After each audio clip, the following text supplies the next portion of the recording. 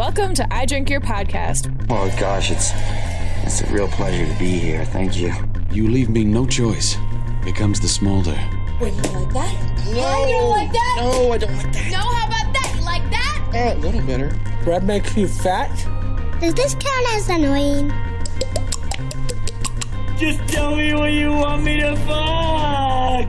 Not you, and not you.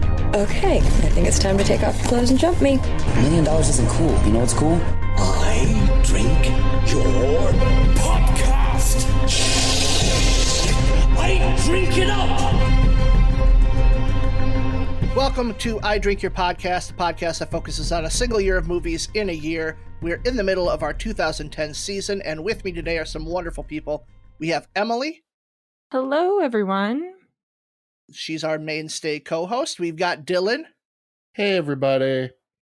Dylan's a regular co-host as well. And then we have two special guests here with us from National Treasure Hunt podcast, Aubrey. Hello, hello. And Emily. Hello. Hopefully you all will be able to tell the difference between our voices. I think we'll be able to figure it out. Yeah, okay. Before we get started and jump into this movie, what is in your glass today, Emily, from IDYP? All right, you ready for this? Yeah. This movie has so many twists and turns and things going on until we finally get to an aha moment. Sponsored by AHA. Actually? No, God, no. Oh, Are you kidding me? Damn it. I thought we finally made some money. No, never. Dylan, what do you got today? Well, I am testing some new water that I bought. It's this, I can't really pronounce it. It's Kirkland water? Yeah, that sounds right. I think it's Dutch.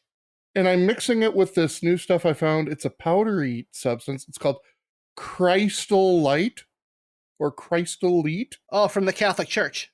Yep. Oh my Yep. God. Yep. I feel blessed. Good. Aubrey, how about you?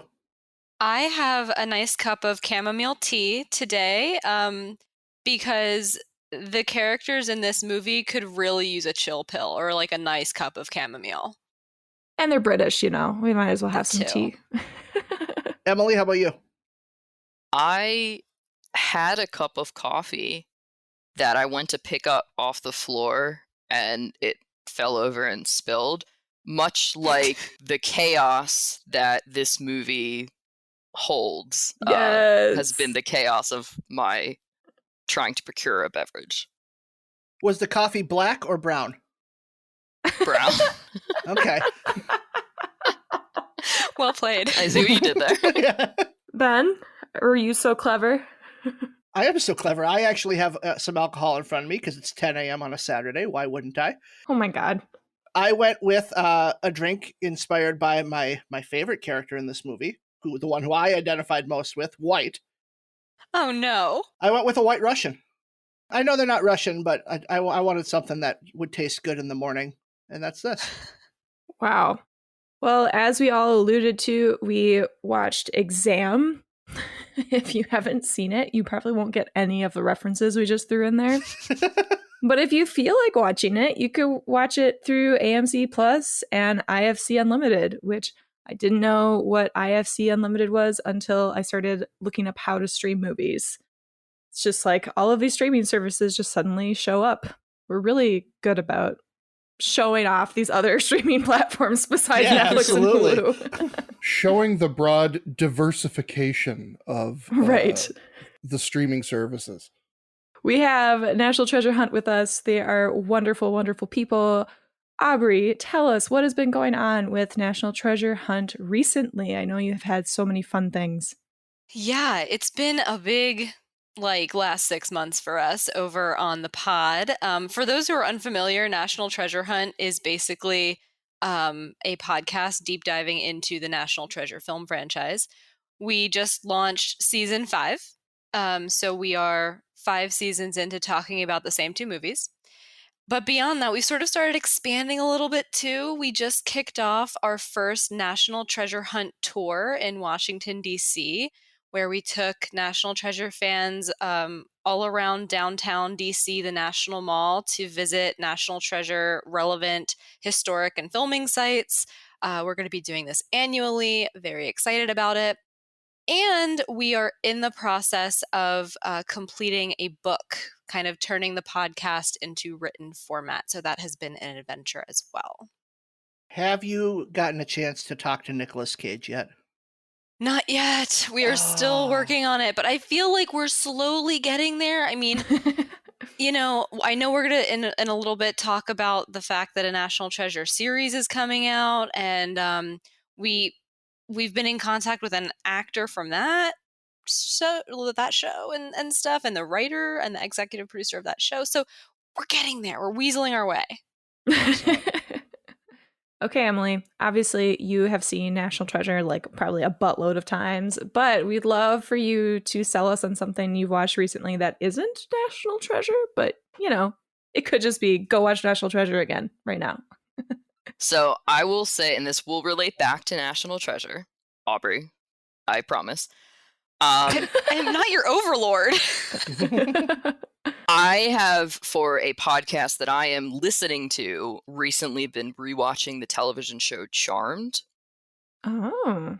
I did not start from the beginning. I picked up in season 3, which is always a good choice when you're starting with like these 90s, early 2000s shows. You don't want to start too early on them. But basically what I'm remembering is how much I love the characters and how cool it is to see like stuff from another time period. That sounds weird to say, but I mean, we're in the 2020s now. My God, 30 years ago. Yeah, it's cool to see it like represented. I mean, the fashion's different, like the way that they communicate with each other is super different. And the kind of tracking devices they have and stuff like that. And bringing this back to National Treasure, this reminds me of the fact that we recently recorded an episode of National Treasure Hunt where we compared National Treasure to Uncharted. And one of the main things that I kind of came to realize throughout the process of comparing the two movies is that while Uncharted, a newer movie, is very good, I was really missing a lot of the National Treasure components of things because it is a callback to a slightly earlier, somewhat more innocent time. You know, we're not dealing with the same exact stuff that we are today. The characters are different and stuff like that. So I really just, watch Charmed, but also just watch National Treasure. Love it. So Aubrey, tell us all about, obviously you have connections to the National Treasure show that's coming out soon, but even though we haven't seen it yet, tell us, why are we going to be excited for this? Besides the fact that it's going to be fucking amazing.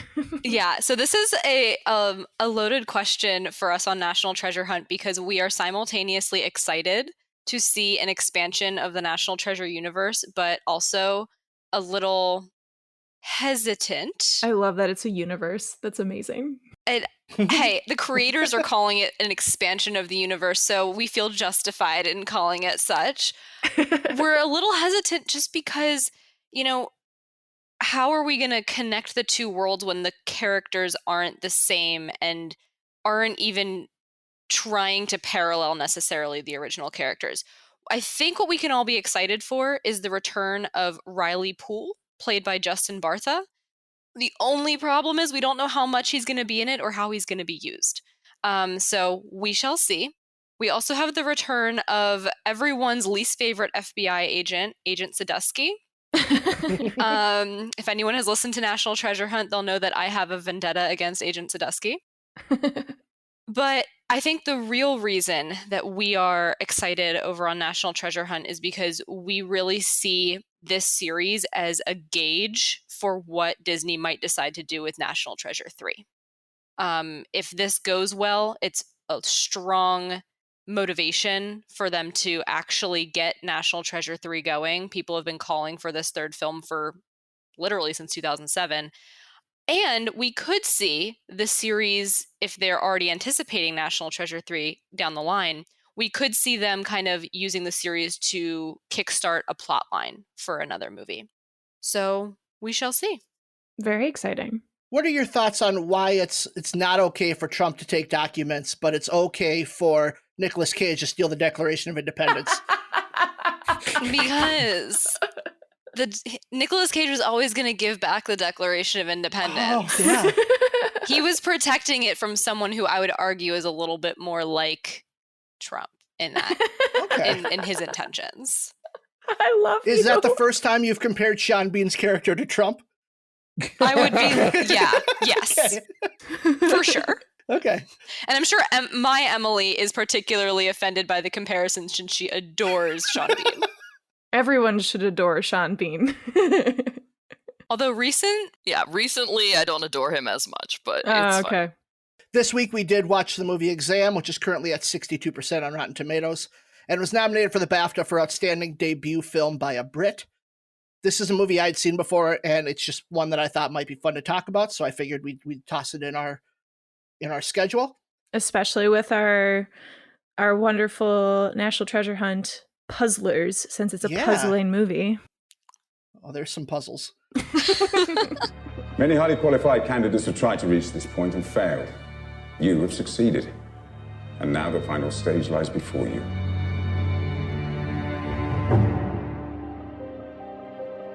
If you try to communicate with myself or the guard, you will be disqualified. If you spoil your paper, intentionally or accidentally, you will be disqualified. If you choose to leave this room for any reason, you will be disqualified. Begin. This movie's directed, written, and produced by Stuart Hazeldine. This is his first feature film. Previously wrote and directed the short Christian in 2004. And I don't know how this was stumbled upon by our researchers, but he rewrote. Yeah, you, our researcher, is. I was trying to make you like bigger than you are. Sorry. Rewrote the 2009 thriller. No, that's not what I meant. Just keep going. God damn it. He rewrote the 2009 thriller Knowing in 2006, which stars our wonderful Nicolas Cage.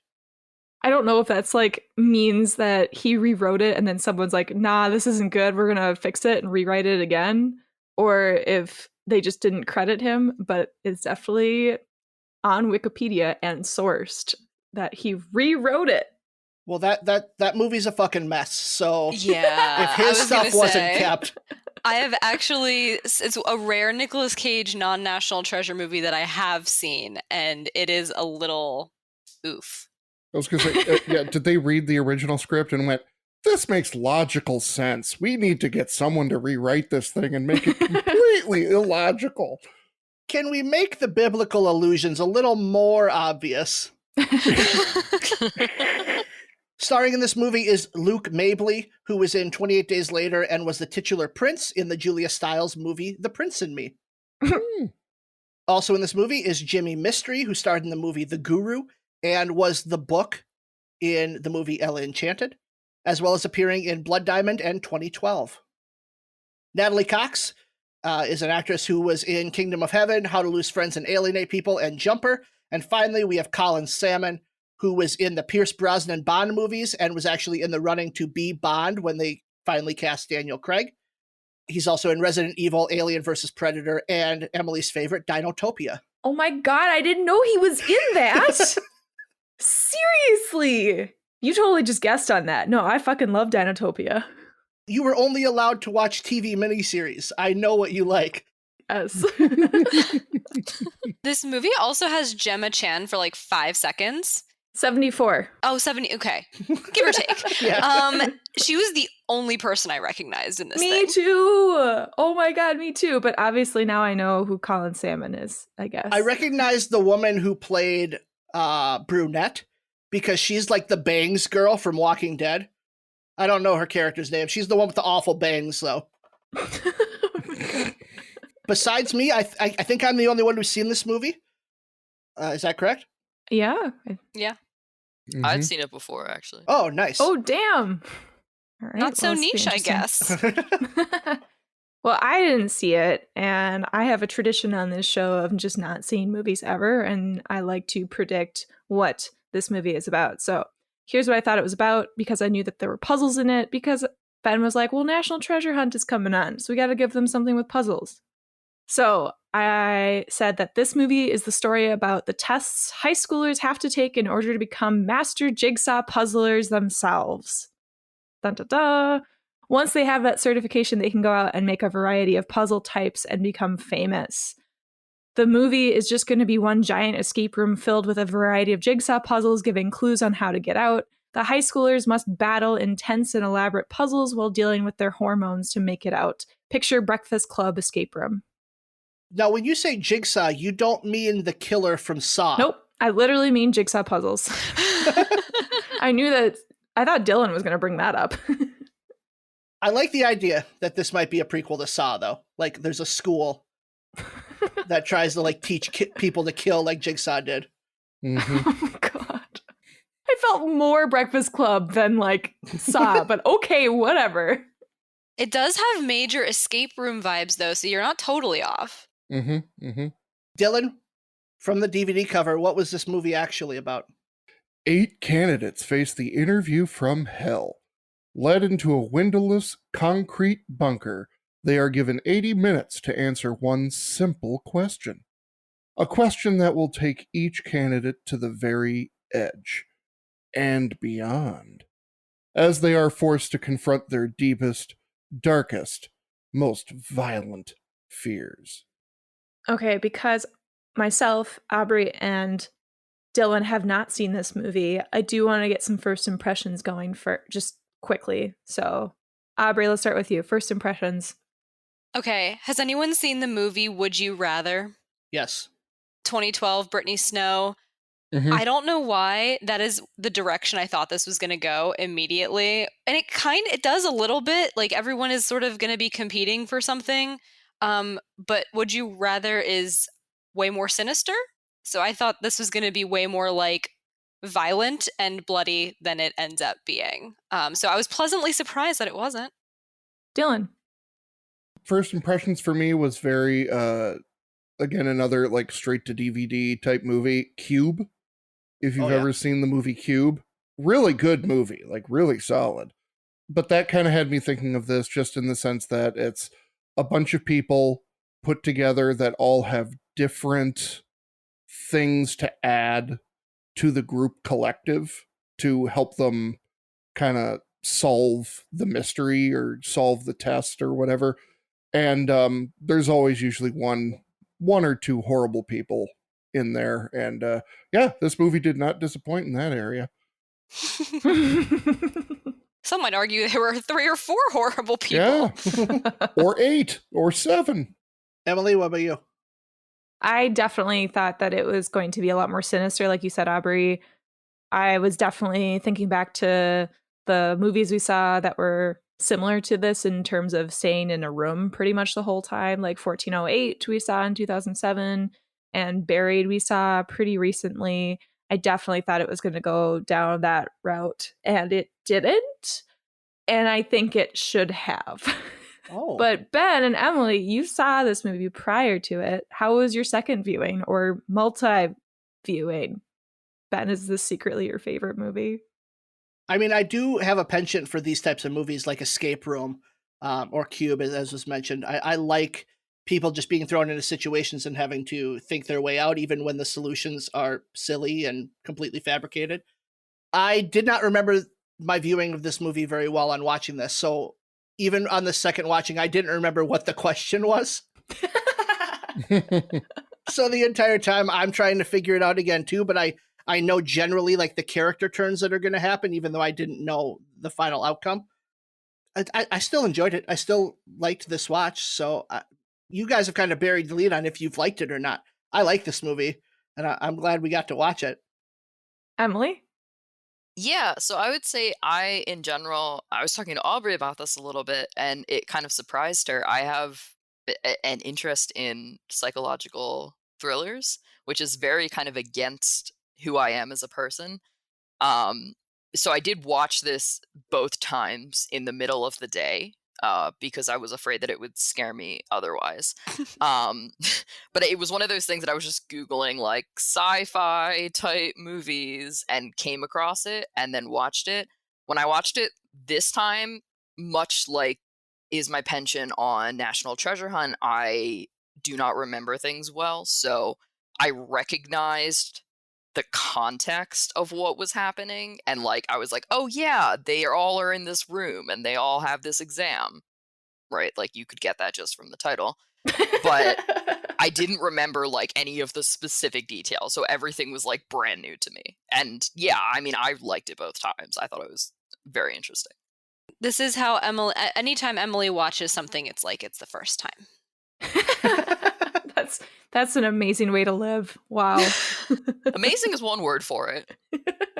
Okay, well, since Ben really wanted to know, I did not like this movie. Was not a fan. What? Dylan, you liked it? Yeah, I did. Yeah, sorry to, again, bury the lead. I enjoyed this movie a bit. There was one part I did not like, but majority of it was very good. I also tended to like it, though I thought the ending was a little bit of a letdown. I was waiting for a big reveal of the question, and it wasn't really what I was expecting in that sense. But in general, I thought the premise was great. I like movies that have this kind of social commentary on interactions among humans. Like I like that aspect of this movie and how it's kind of the de-evolution of people in the face of stress and how like your worst instincts come out. Another movie that this reminds me of is called The Circle, which came out in like 2015, but it's about 50 people who get pulled up into an alien ship and they have to decide who to kill off until only one is left standing. And it's just about the social dynamics within the room and your preconceived notions about people and how those come into play in the decisions you make. This movie was far more focused on the mystery than the social aspect, but I did still enjoy the social pieces that were within. Yeah, I would agree with that, Ben. I am just like basically like the horror sci-fi guy of the show. And this is one of those, it's not horror and it's science fiction-y and everything, and it's psychological thriller, but this is what I really like about the sci-fi and horror genre is I think they're really good at taking kind of complex issues and putting them into a framework that people can watch and just kind of go, oh, where people can get like, oh, prejudice. Oh, okay. Without making it oh my like, God. I understand what you're saying, Dylan. Thank you. But not, green booking it. Like would be a good way to compare it. So, that's what I really like about the horror genre is it takes morals and whatnot and can break it down into something that's pretty digestible for people to take in. See, I felt like it was too digestible. I felt like it just was so simplistic in its efforts. And I think, Ben, I would have wanted more of the social commentary and the social aspect between the characters. I felt like I didn't get that. And Emily and Dylan, I thought it was so interesting you brought up the sci-fi element. The sci-fi element is just it goes so fast. There's no depth to it. There's no intrigue other than, oh, there's a virus and there's a cure and there's medicine, and that's like the whole thing. We don't get any more than that. And so I felt like I didn't get enough. But I do agree, Aubrey. I think the premise was interesting. I think that was the only good thing that I had.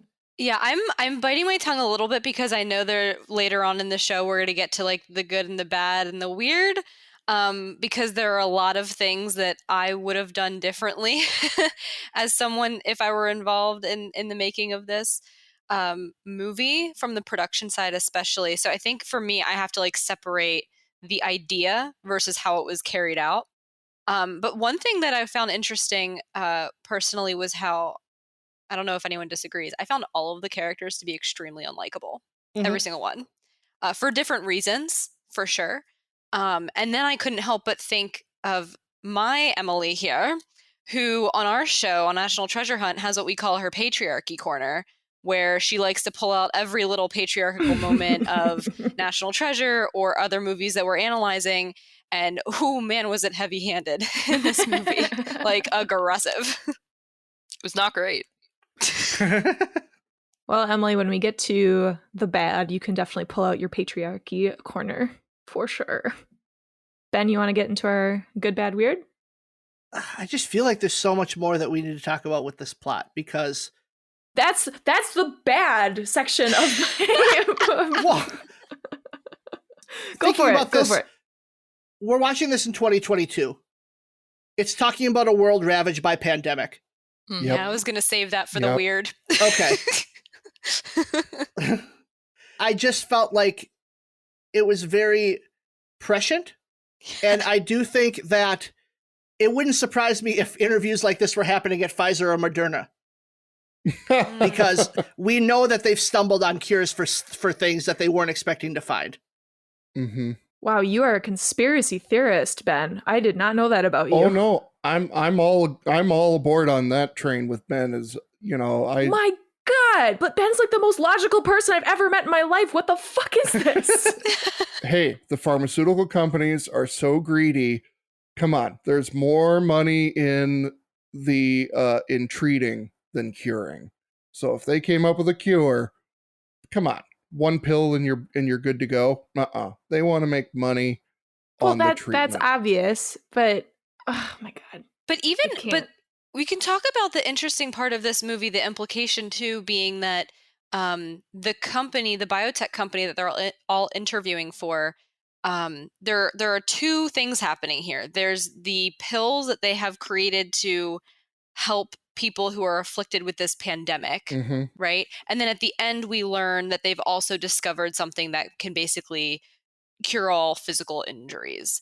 So that's much more of the afterthought. But what I find interesting here is, based on what you just said about the profitability of treatment, we see in this movie that the treatment they've created for this pandemic, you have to take a pill every hour on the hour. What happens when you sleep?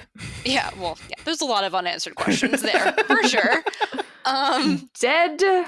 But think about that this dichotomy I find really interesting, where very much treatment equals profit in that case, but in theory, their other solution is much less like that, the one that we see at the end. And so it feels a little inconsistent as well. Like, you can't tell if this company is trying to do something good or if they're just trying to make profit. And I think that's something that the movie doesn't tease out as well as it could.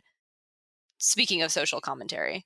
I definitely agree with that. And I think kind of trying to combine all the points that have just been made, I think one of the things that I enjoy social commentary wise about the film is that it does kind of represent these pharmaceutical type companies in this somewhat negative light, right? Like, especially Aubrey, like you're saying, the amount of profit that they're going to make from people having to take a pill every hour is like a lot.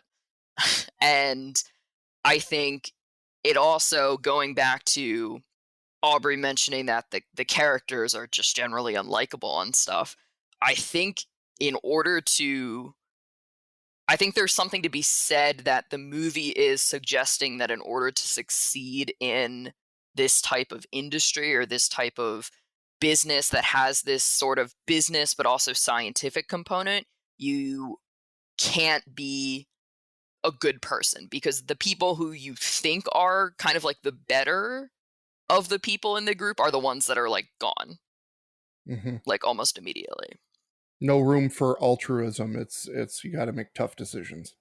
Okay, well, I feel like that contradicts the end because they're looking for someone compassionate. Like, literally, this movie is filled with conflicting things that happen, and maybe that's just the commentary on real life, whatever.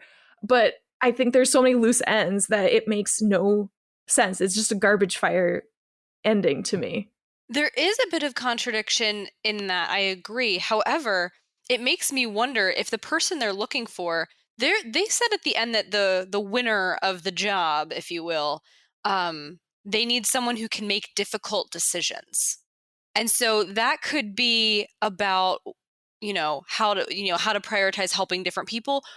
Or you could also envision it as, well, we have this great solution. It might help a lot of people, but it might hurt us as a company if we put it out and help a lot of people. So, Oh, but see, Blonde didn't make any decisions.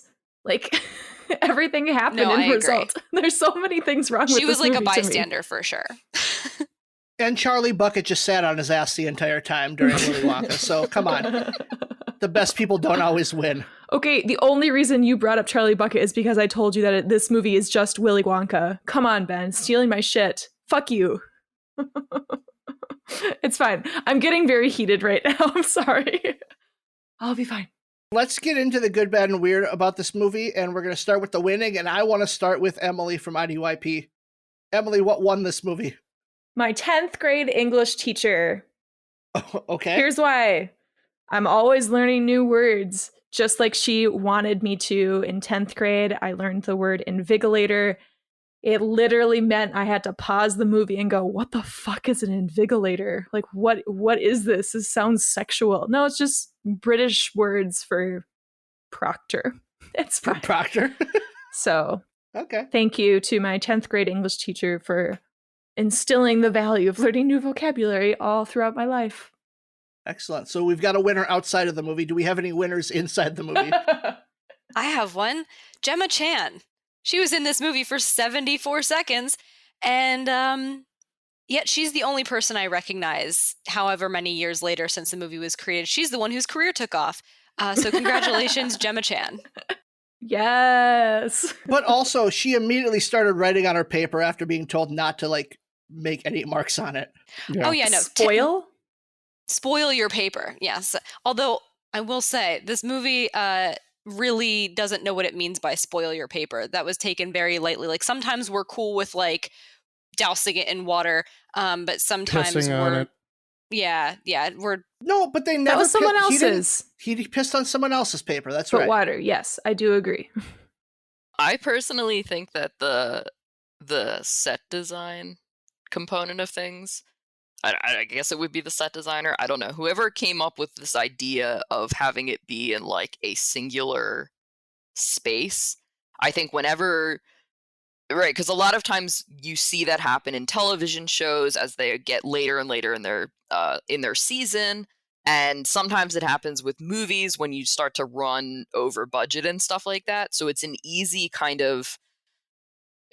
thing to look at and think like, oh, well, this is clearly because they didn't have the money for it. But I think that they utilized the fact that it was in this one space very well to kind of build up the tension of the situation. Dylan? I already kind of mentioned my winning thing on it. It's just what I enjoy about this with horror and sci-fi and how they can take the message and make it palatable. My winner is the screenwriter. I think being able to build a 100-minute bottle episode that was able to keep my attention, and even though it lost its like puzzle room feel halfway through, like I still appreciated the direction it went, even though I would have appreciated more of the puzzle room throughout, where they're really focusing more on the question instead of forgetting about the question for 20 minutes at a time. Mm-hmm. I liked the screenwriting in this movie. Oh my God. Emily's upset by that. I'm so upset because I don't know who you are. Like, I don't know who you are. My world is shattered. So, but by the screenwriting, though, I don't mean the individual lines of dialogue, because I do think that was a weak point, was the discussions that were being had within it. So you're talking about the I mean premise. more like the design of the narrative, the premise, the structure of the movie more than necessarily the individual lines that are said. Because that was one of my only good things. It is the premise was an interesting premise. That was, and I already said that because, Aubrey brought it up. I totally agree with that part, but the screenwriting, oh God. You didn't like the score in this movie? No, I did Emily. not. I'll save it. I'll save it for the bad. It's fine. Okay. Sounds like Emily's just going to go on a tirade when we get to the bad. I mean, Emily from National Treasure Hunt is going to have a tirade on the patriarchy, so it'll be fine. Was there any other good? This is what I'm talking about. You guys can't come up with something that's good in this movie. Here's the thing. This is the thing for me. I enjoyed the movie, but I can't come up with specific things I liked beyond the premise, which makes me wonder, why did I like this movie? And I think what I learned is I just don't really like movies. All It's right. a bold place to make that statement. Well, okay. The fact that Dylan brings up the fact that, making this really complex plot palatable for the audience. Aubrey, that's you. It's palatable. Yeah, there you go. That's there we go. I am your average movie viewer who really just goes to the movies to buy popcorn. I have one scene that I thought was really good that kind of freaked me the hell out, and that was the paper cut scene. I knew you were going to say that. Oh, I thought he was gonna go like Jackass and start like doing paper cuts in the webbings of her fingers and toes. But when he went straight for the eye, I was like, okay, yep, I don't need to see this. Well, speaking of the movie Would You Rather, they literally do paper cut to the eye in Would You Rather. Yep. I have like small things I liked. The concept of the sci-fi gun with the shot with the cure, the rapid cell regeneration in it. I thought that idea was kind of cool. You know, it didn't mean that I loved it, that they put that in at the end, but I was like, oh, cool, science. Yay, I got a little bit of the sci-fi I was looking for. And I also did like the lights out callback because I did forget about the voice activated lights concept. So at the end, I was like, oh yeah, that's a thing. Something's going to happen now. And I was pretty disappointed because of our ending. Okay, let's get to the bad. Oh my God, Ben, you don't even have any good. This is one of those things where the parts themselves are not very good, but the experience for some reason rises above everything within it. Okay, whatever. And I have, like I said, I have a soft spot for these types of movies. Like Escape Room from 2018 is an awful, awful movie. And I will watch that anytime I see even a second of it, and I'll watch it till the end. So I understand that this is a blind spot when it comes to quality, and I'm okay with that. All right. Well, then everyone else needs to start with their bad, and I will just dump things in periodically. Well, I have two things specifically. Number one, I do not know if this was because of the writing or if this was because of the actors, but I have never heard more stilted conversation in a movie in my entire life. Like the whole movie, I was like cringing listening to them interact. This isn't an exam in the conventional way. No fucking way. But even even their delivery of every line, I was like, you are acting to the nth degree, and I am uncomfortable watching you try to do that. There were some of the characters that were able to pull it off, and I feel give more natural performances. The woman who played Dark, she sucked. Was awful. Yeah, she was the one that worked for them, right? Yeah. Yes. Yeah. The psychologist. Yeah, agreed. Yeah. I always feel bad, like saying about people like your acting sucked. No, she was terrible. Really bad. Over emphasizing everything. The other bad that is a little bit niche, but maybe National Treasure Hunt Emily can relate, as we are both scientists. Watching them do things like put their eyeballs up to UV lights and stuff like that, just like hurt. It hurt me. Mm-hmm. Especially because they're supposed to be so smart. Yeah. Oh my God. Oh my God. Get your shot glasses at the ready. Here's Dylan's mom moment. Yep, I would totally agree with that with the science. My mom used to be a nurse, and for her, it's a hard time watching medical stuff because she will kind of go, "That is not how you do it." You know, she'll get frustrated by some of that stuff. So I can understand it from that perspective. That you see something, you're like, "That's not how you do it." It's also just really funny because this is all for we learn eventually this biomedical company, and the whole premise is basically like potentially burning your eyeballs out in the beginning, and no one's going to stop them from doing that. That's just like an agreed upon part. I actually just thought of a third bad as I've been talking. Yes. Okay, a bit of the production was like very heavy-handed. So things like, for example, when Def gets like dragged out of the room in the beginning and they pause for a really long time at his glasses laying on the floor. Yeah.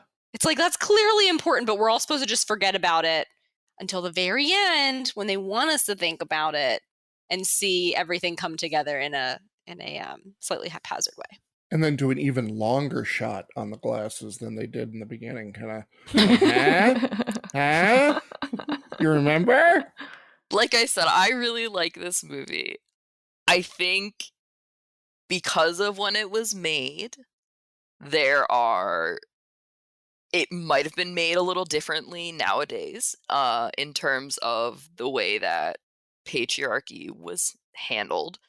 Something that I've been struggling with, and Aubrey knows this well, is that even in other forms of media that we're going through, if it's written in a different time period and they're using kind of derogatory terms for people, I get very, like, not personally offended by it, but I don't like it, and I think it's just, like, not right, even if it's fitting for the time. So Or the character. Or the character. So I will say that I completely understand why everyone was given a nickname in this situation. Like that, they're trying to pull out the social construct of everything. They're just like boiling it down to, you know, what you can see and stuff like that. So I get it, but I didn't love it. And I would say that I thought it was really interesting that aside from Gemma Chan, Aubrey, all of the other women were referred to by the color of their hair. Yes. And the men, I mean, you obviously have deaf, that's like an attribute, but a lot of other people are referred to by like the color of their skin or something like that. So kind of boiling women down to what their hair color is, like why couldn't you have made how you identify the men instead of using it as, you know, the women thing? I think there's something to be said for the fact that like blonde comes out on top. I don't know if they were trying to kind of buck a stereotype or what, but yeah. And then, I mean, White is a terrible character in general, but he was a particularly bad representation of men. In this particular instance, it just wasn't. It just, like, the fact that he just thought he knew everything and he wasn't listening to anybody else, and it just, I don't know. It's not a good movie for feminism as a whole. I do think we're lucky that Gemma Chan was eliminated so early before the nicknames came out, because I don't know where that would have gone.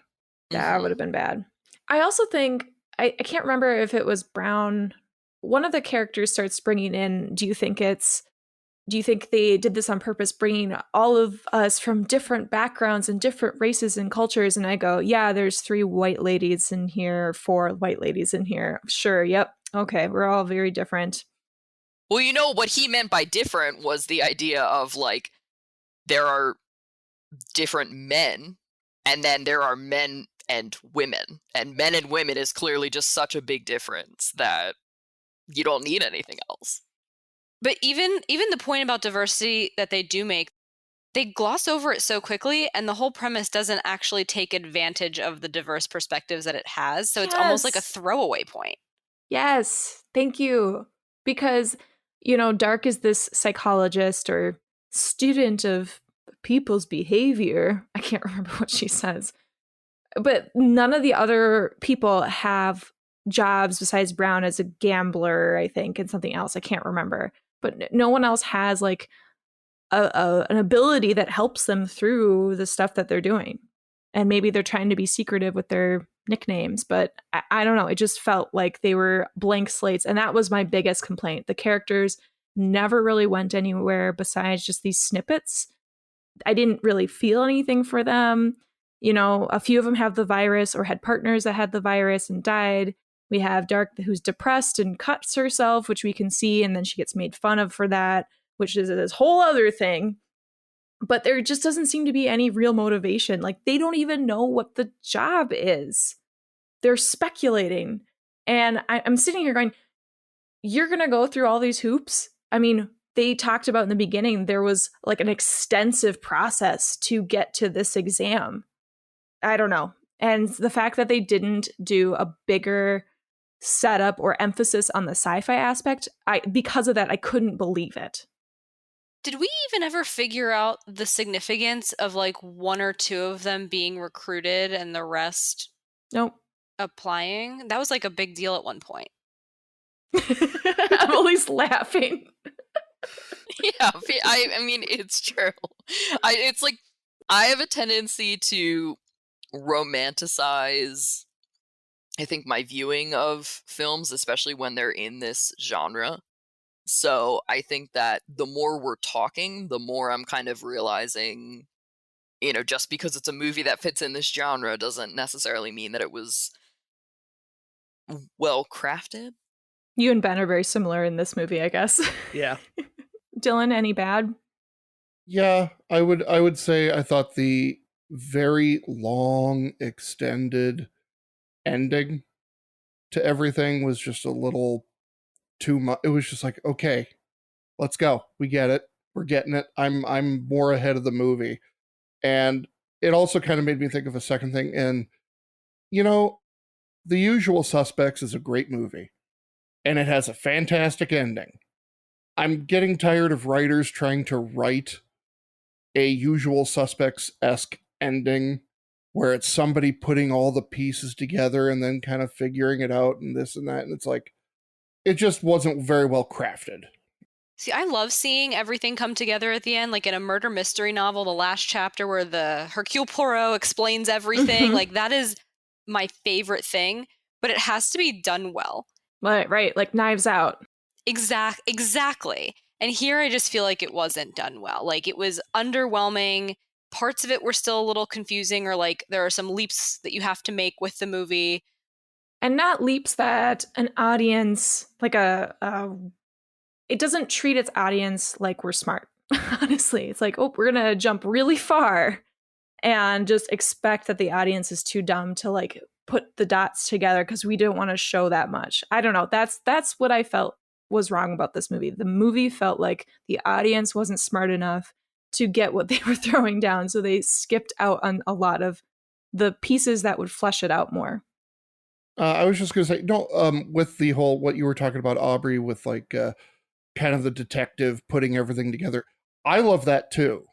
But I'm just mainly going with how, it just feels really when somebody thinks they're trying to be really clever with putting the pieces together, and then you watch it and you're like, that's not clever. You thought when you were writing it, it was like, oh, it's going to be so clever. It's like, no, it really wasn't. It was like a 15-minute long thing, and I was like, okay, this doesn't need to be in slow-mo and all this stuff. It just didn't need to be that slow. Well, and the thing with the recap of what was a 100-minute movie, they did a recap of it, is the recap focused all on the question part of it, and the movie itself strayed so far away from the question at points that it was like, just because you as a movie forgot what your objective was, I as a viewer didn't.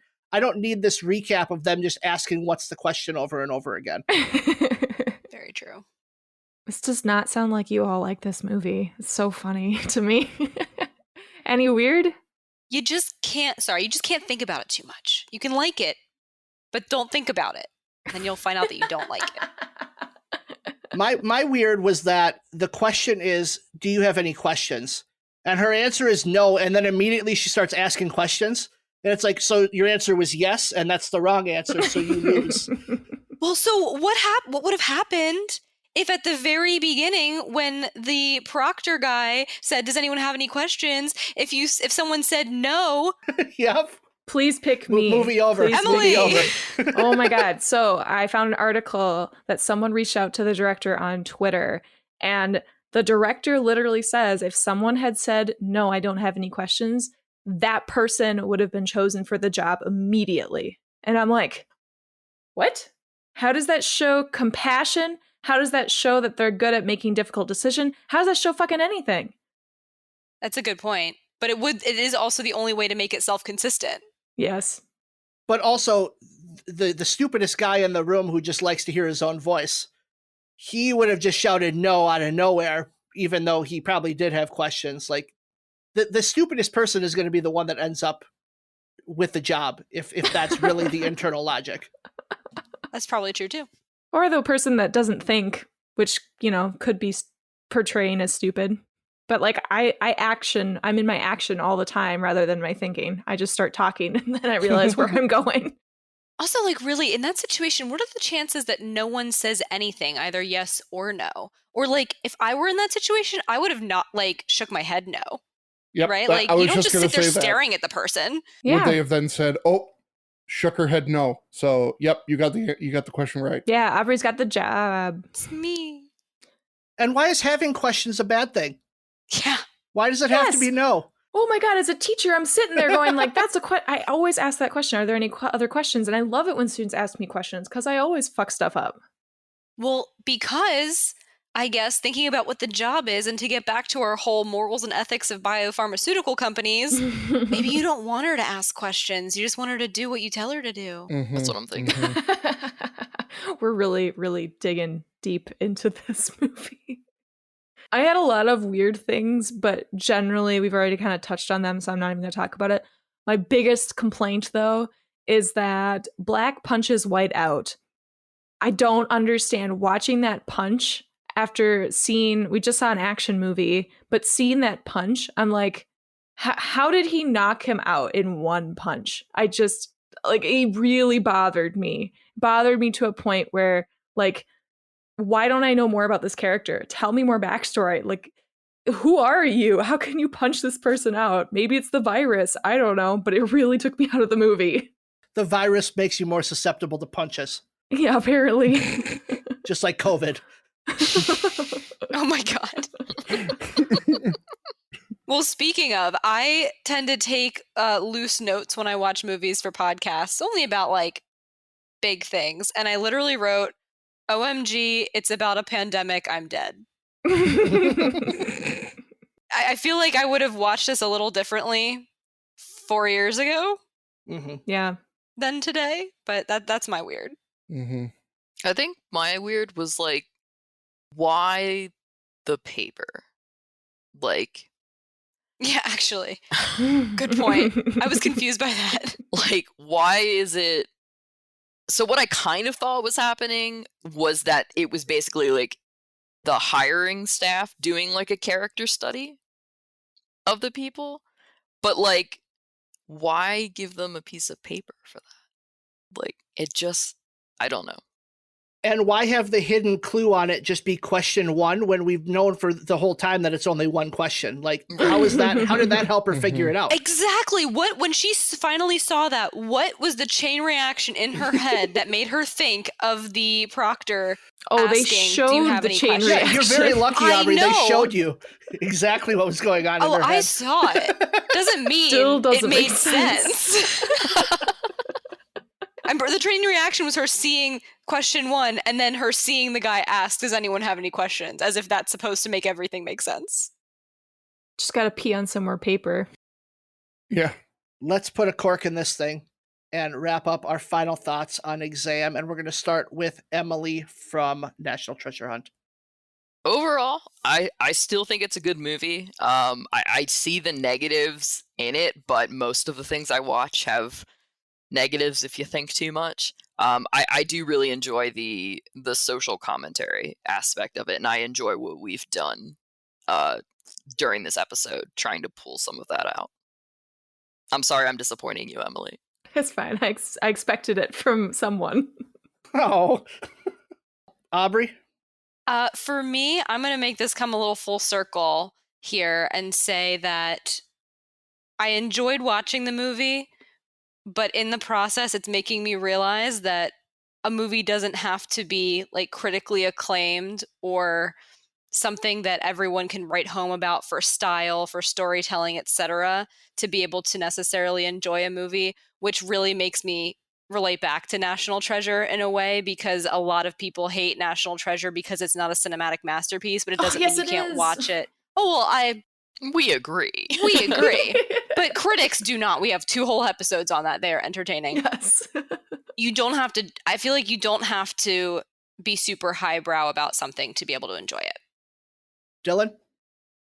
Well, for me, the more we've kind of talked about this movie and everything, I do like this movie a lot, but it makes me think a lot of about a little movie called Escape from New York, which I know Ben hates beyond all belief. But the reason why I say that is because it's good bad. And that's what is kind of this movie all around. When you sit and you really think about it and you talk about it, you see all the logical the illogical, you see all this stuff there, but yet you still kind of go, but I enjoy it. It's kind of fits that guilty pleasure type movie really well, where just don't think too hard and enjoy the show. I hated Escape from New York because of how you sold it to me. Yeah. Which was that it was this great movie. Well, it's so great and horrible that it's amazing. Oh, that's not how you sold it. Emily. This movie started out with a semi-interesting premise, but then it ended with a less than interesting resolution. Just too many moments that were built up to be useless that were punctuated by a stupid score. It was like music, music, music, music. Oh, he peed on a paper and nothing happened. You know, at the end of the movie, I was like, this was adequate. And then as I started writing down my bad, I realized how much I hated this movie. If I had to give it a score, 2 out of 5 stars, it's fine for the average person. I hated it. Wow. Ben, bring us home. You heard it here first, people. Emily thinks she's better than you. All you normies out there. That's accurate. If your favorite part of National Treasure is Nicolas Cage talking to himself and wish that there was a movie where 6 people stupider than Nicolas Cage all tried to have conversations like that for 80 minutes, that's this movie. With that said, I do love that part of Nicolas Cage and National Treasure, so that's why I like this movie. Oh my god, mic drop. We can all go home now. What's your favorite idea? Mine is being creative. How do you get that idea? I just try to think creatively. Are you ready for the first Twits Light question? Yes, of course you are. Number 1. Was that the question? No. Is that what you have to answer? Yes! I win! Thanks for listening. Number 1. We know that the job applicants had to do something crazy extensive in order to get to this place. They allude to that for sure. What did they actually have to do before the exam to earn their place? Still a Declaration of Independence, obviously. Yes. It's a piece of cake. Just Anyone a Declaration of Independence? Yep, not even B. Not even me. Honestly, you could just go to the gift shop and get a replica. I have another one. Go for it, Aubrey. Kidnap the President of the United States. Should have seen that coming. Wow, all 8 of them. Oh, God. Kill a loved one? Is that what you said? Oh, God. Wow. That's where we get the really dark and sinister part that we were looking for. I mean, this isn't the first step of the job interview. They're clearly been whittled down from many, many other very qualified applicants. Mm-hmm. So I think these are the ones that showed a level of commitment that the other ones didn't. And they did so by self-infecting with the virus just to make sure that they got into the interview. I think that's something that we don't see, but they're all actually infected and we didn't know that. Does that make the movie more interesting, Emily? It makes way more, it's just so much more interesting now because now there are stakes. Mm-hmm. There are real stakes in it. Number 2. In looking for a cure for the virus, they stumbled on the cell regeneration bullet, but they likely stumbled on many other cures. What is the stupidest cure they found? First of all, I like to think that it's only a cell regeneration bullet. It's not a pill. Like, all they made was the bullet. I was kind of like, so does this mean in the movie that everybody who gets it, they just get shot right in the chest? And heck yeah. It's like, boom. All right, he'll come back to life. Believe me. What did they find the cure for? I'm going to bring it full circle and say that they found the cure for sleep. Oh, because now that they can cure sleep, then they can take the pill every hour. Right, Yeah. but it's also ridiculous because we don't need a cure for sleep. We just need to sleep. That's amazing, Emily. I love that. They found the cure for what killed the dinosaurs. That's stupid. I love dinosaurs. Yeah, and this would have saved them. Like, now that they've got they found the thing that prevents you from getting killed by an asteroid. Great. Yeah. I want a we're all safe. Triceratops. Yeah. They created a cure for Agent Sadusky in National Treasure and how dumb he is and bad at his job. And so it's a bad cure, because without that, I would really have nothing from National Treasure to complain about, and we couldn't have a podcast. I guess you could. Probably could. Ooh, no, I kind of thought one that goes with like National Treasure and whatnot. They created a pill for preventing Sean Bean from dying in every single movie that he's in. That's amazing. Yes, Sean Bean immortality is what this world Yep. needs. Movie immortality. Yeah, we don't want him as a person alive forever. Right, Emily from National Treasure Hunt? We don't need him around forever. Correct. Last question, number 3. This movie is just like Willy Wonka. So imagine the CEO of this company and Willy Wonka collaborated on their exams. How do you think one of the characters would get disqualified? I think Mike TV shoots Augustus Gloop. Is that what we're looking for? I was looking for the 8 characters, but we can go that direction. Oh, you too. don't want the children doing the job interview? No. Because Mike TV is very clearly white. Oh, yeah. True. I was thinking more along the lines of I was picturing that White would just start shooting Oompa Loompas, and then the Oompa Loompas would just combine into a giant one like Steven Universe gems, and then drop kick him out. That's what I was picturing. Like the 8 applicants are in Willy Wonka's factory. Okay. Well, to be self-consistent with the story I've now crafted, if the applicants accidentally drop the Declaration of Independence into the chocolate river, and now we can't get to the map anymore, and the map is clearly relevant for this, elixir of life, if you will, that saves people at this biotech company, and that person is out the door. Love it. They spoiled their map. Spoiled the map. The everlasting gobstopper is the pill that keeps you healthy forever. Yes. You just gotta suck it and suck it and suck it, and you'll never die. Just don't stop. Way more efficient than, and also takes away that ethical ambiguity about having to pay for infinite pills. Mm-hmm. Willy Wonka is a socialist. Now let's all agree to never be creative again. Folks, all 4 of you, you're having a job interview today, and I can only hire one of you. It's a very prestigious opening, and whoever can wow me the most is going to get the job. So please refrain from killing each other. You wouldn't think I'd have to say that, but I do. I've got a couple interview questions. Just these are real interview questions that I found on the internet. And here we go. Dylan, blue or green? Blue. Ooh. M. Is he already eliminated? I'm out. M from National Treasure Hunt. What 2 things aside from food and water would you want on a deserted island with you? Book. Just book? A book. Not even 2 books? You get 2 things. You said it's a 2 things? Yeah. 2 books. Do you have specific books you'd want to bring? Or you don't want like an e-Kindle that holds many books? I mean, that would be too smart. I guess The Pillars of the Earth, because it's really long. That's a good book. And maybe the 3rd Harry Potter book. All right. Also a good book. Okay. Aubrey, what do you think of garden gnomes?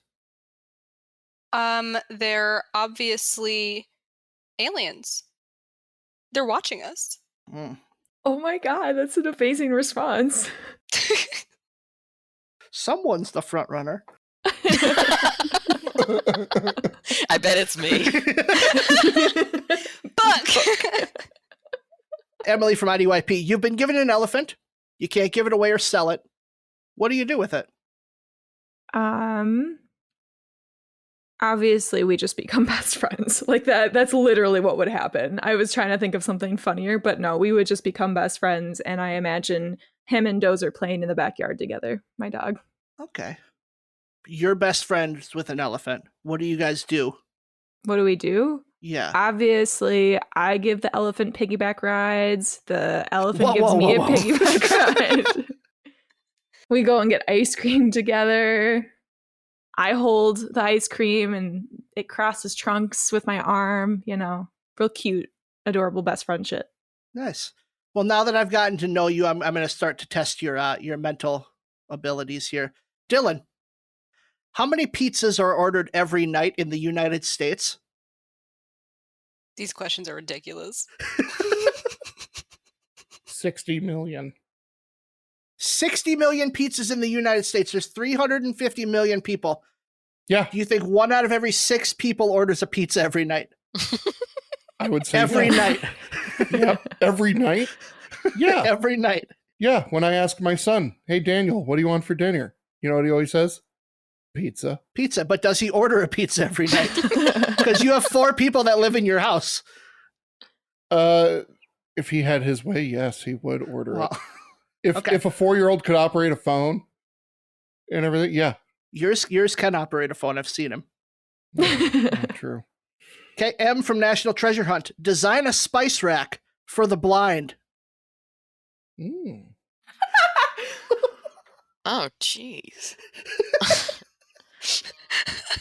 Oh, you make it so that it's a spinning one, but there's a little tiny spoon that dips into the open spice that is just sitting in each area, and you have to press the spoon and it flings the spice into your mouth, and then you can determine what spice it is. So in order to pick a spice as a blind person, you have to taste every single spice. Yeah. And not even in a simple way of like dipping a finger. You just wait for the catapult of spice to hit you in the mouth. It's more fun that way. It's way more efficient. Way more efficient than Braille, or scratch I thought and that would be sniff. too boring. Blind people want to have fun too. So, Ben, what are you doing on Saturday night? I know what I'm doing. I'm going to fling spices in my face. I'm going to throw spices at a blind person's face. God damn it. Cinnamon, Helen, cinnamon. We're good people. Aubrey. Yeah, how am I going to follow that? How much would you charge to wash every window in Seattle? How much would I charge? Yeah. Like sum total or per window?